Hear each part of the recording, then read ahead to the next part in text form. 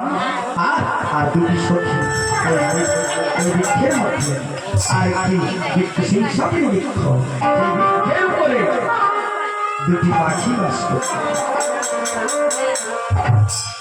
সেই দুটি পাখি সুখসারী, তারা দুজন মনের আনন্দে রাম নাম হরিনাম ওই বৃক্ষের ডালে বসে হরিনাম করত। আর সীতামা সেই হরিনাম শুনে জুড়াইতে পারে। তাই হরিনাম গাইতে কেমন হয়? হরে কৃষ্ণ হরে কৃষ্ণ কৃষ্ণ কৃষ্ণ হরে হরে রাম হরে রাম রাম